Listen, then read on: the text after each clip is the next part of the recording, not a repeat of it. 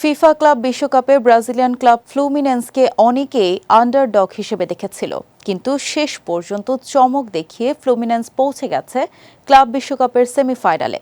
টুর্নামেন্টের শুরু থেকেই অবিশ্বাস্য দাপট দেখিয়ে যাচ্ছে ব্রাজিলিয়ান ক্লাবগুলো।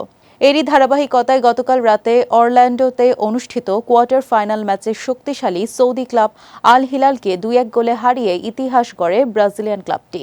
এদিন ম্যাচের শুরু থেকেই আক্রমণাত্মক ফুটবল খেলে ফ্লুমিনেন্স। ম্যাচের 40 মিনিটে তারা প্রথম গোলের দেখা পায়। মাঠ থেকে বল পেয়ে বাঁ দিক দিয়ে আক্রমণে উঠে ডিফেন্ডার মার্সেলো দারুণ এক পাস দেন।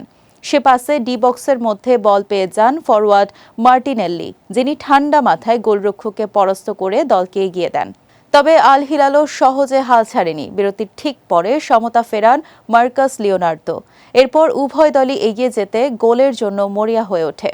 বেশ কিছুক্ষণ পাল্টা আক্রমণ চললেও কোনো দলই গোলের দেখা পাচ্ছিল না।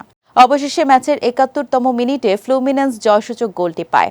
বাঁ দিক থেকে আসা ক্রসে চমৎকার ভলিতে গোল করেন বদলি খেলোয়াড় হারকুলেস।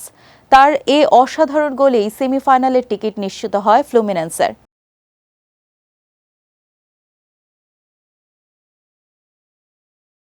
অন্যদিকে আজ সকালে চেলসি নিজেদের কোয়ার্টার ফাইনালে মুখোমুখি হয়েছিল আরেক ব্রাজিলিয়ান ক্লাব পালমেইরাসের। সে ম্যাচে 2-1 গোলে পালমেইরাসকে হারিয়ে সেমিফাইনালে উঠে ইংলিশ ক্লাবটি।